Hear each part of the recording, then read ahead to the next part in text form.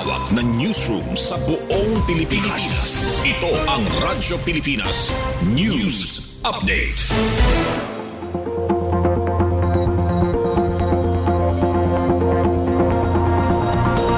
Philippine Standard Time, 3:55 p.m.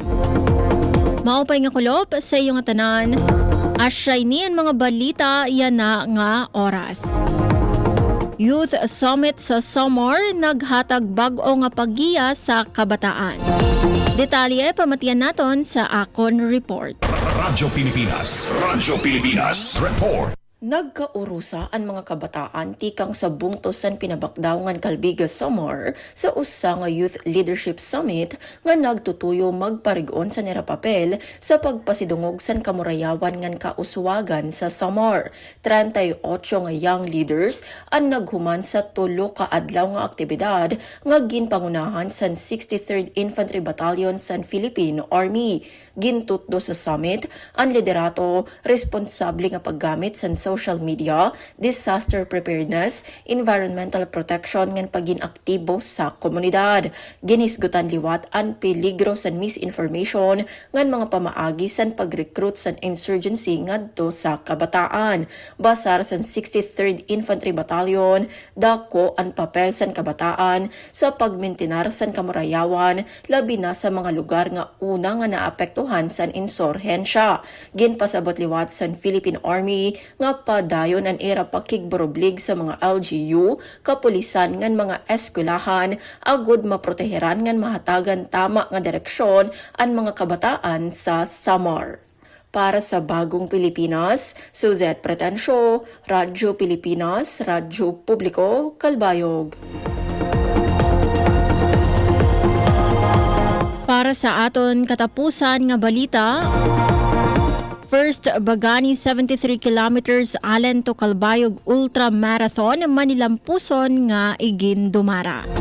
Detalye sa akon report. Radyo Pilipinas Report.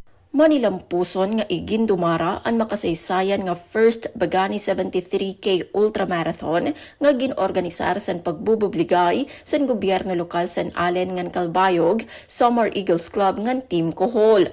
Nagkatererok ang mga runners tikang sa magkadurodilain nga parte san Pilipinas sa Allen Boulevard, Northern Samar para sa opisyal nga pagtikang san 73 kilometers endurance race pakadto sa Calbayog City, Samar.